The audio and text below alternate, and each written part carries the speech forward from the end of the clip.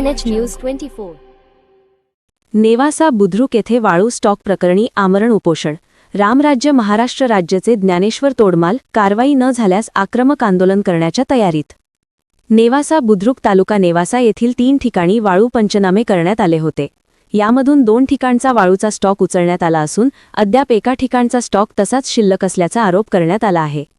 हा शिल्लक असलेला वाळूचा स्टॉक तात्काळ उचलण्यात यावा, अन्यथा संबंधित दोषींवर कठोर कारवाई करण्यात यावी या मागणीसाठी रामराज्य प्रणित महाराष्ट्र राज्याच्या वतीने आमरण उपोषण सुरू करण्यात आले आहे.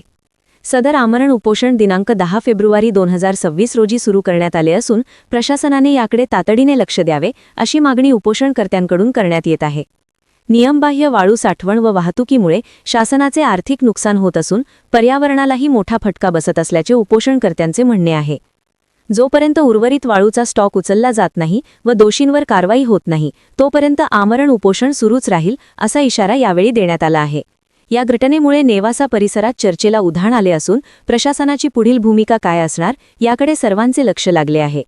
KNH news 24, Ganesh Chougule, Newasa. या ठिकाणी नेवासा पोलीस स्टेशन आणि तहसीलच्या समोर या ठिकाणी उपोषणकर्ते बसलेले आहेत.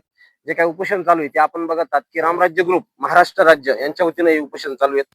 आपण त्यांच्याशी संपर्क साधा. आपला परिचय?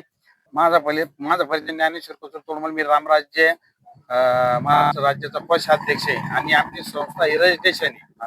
आम्ही सामाजिक सेवेचे असे कामं करीत असतो. त्याप्रमाणे नेवासा बुद्रुक मधील 3 ठिकाणी वाळू साठे होते.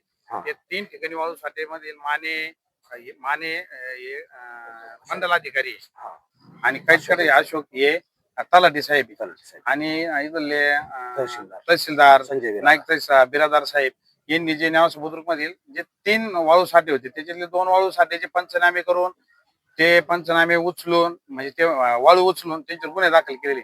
पण एक जो साठा आहे तर ते आबासाहेब डवले यांचा आहे. तर तिथं माने साहेब गेले, आमचे तलाठी साहेब गेले, यांनी तिथं डंपर ते नेले, ते उचलू देत नाही म्हणे. प्रांत साहेब आलेलं कळलं होतं. सुधीर पाटील त्या ठिकाणी आले होते. त्यांनी पंचनामा केला. त्यांनी 25 ब्रासचा पंचनामा आहे असं मला माहिती. पंचनाम्यावर माझे सह्या आहे स्वतःच्या. तर तो अद्याप पण तो माल उचलला नाही. आबासाहेब डवले म्हणून त्यांच्या तो जे वाळू साठा आहे ते उचलत नाहीये.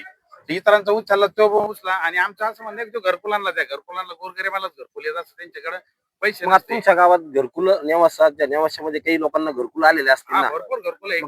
त्या घरकुलांना वाळू मिळते का? नाही मिळत ना. त्यांना मिळावी अशी तुमची तो साठा आहे तो त्यांना देण्यात यावा. पंचनामा जप्त झालेला आहे ना, तो साठा त्यांना देण्यात यावा. जे इतर लोकांवर गुन्हे दाखल केले साठे तसं ते आबासाहेब डवलेवर बी गुन्हे दाखल करावे. आणि मग मला असं म्हणायचं, इथनं नेवासा तुमचा साठा जो आहे इथं नेवासा पोलीस स्टेशन आणि तहसीलच्या अंतर किती अंतर असेल साधारणतः? 3.5-4 किलोमीटर अंतर आहे. 3-4 किलोमीटरच्या अंतर्गत या ठिकाणी वाळू काढल्या जाते, उपसा केली जाते. एकीकडे घरकुलाला घरं नाहीयेत. जे काही घरकुल आले त्यांना वाळू मिळत नाहीत आणि या ठिकाणी अनधिकृत साठा या ठिकाणी सापडून येतो. मग नेवासा पोलीस स्टेशन असेल आणि तहसील कार्यालय असेल यांनी आतापर्यंत काही कारवाई केल्या का तिथं? नाही, नेवासा बुद्रुक मध्ये त्यांनी 2 ठिकाणी कारवाई केल्या. पण जे एक ठिकाणी का करीत नाही तिथं राजकीय हात आहे का काही? मग इतरांवर झाले म्हणून आमचं म्हणणं आहे की आबासाहेब डवल्याचं तिथं जे वाळू साठा ते उचलावं, घरकुलांना द्यावं, त्याच्यावर कोणी दाखल करावं इतरांवर केले तसे. जर आता जर याचा जर तुम्हाला न्याय नाही मिळाला आतापर्यंत तहसीलचे कोणी प्रशासनाचे लोक कोणी आलं नाही आमच्याकडे. जर येत नाही हे जर नाही आलं तर तुम्ही वरती वरिष्ठांकडे यांची तक्रार दाखल करणार? यांची वरिष्ठ तक्रार दाखल करणार. आम्ही आज उद्या 2 दिवस पाहणार. म्हणजे जिल्हाधिकारी असतील, पालकमंत्री त्याच पद्धतीनं आपली जी काय महसूल मंत्री बावनकुळे साहेब, बावनकुळे साहेबांच्या घरासमोर जाऊन, ऑफिस समोर नाही घरासमोर जाऊन आमरण उपोषण करणार आहे. बावनकुळे साहेबांच्या घरात बघा या ठिकाणी उपोषणकर्ते जे आहेत हे मोठे आक्रमक झालेले आहेत.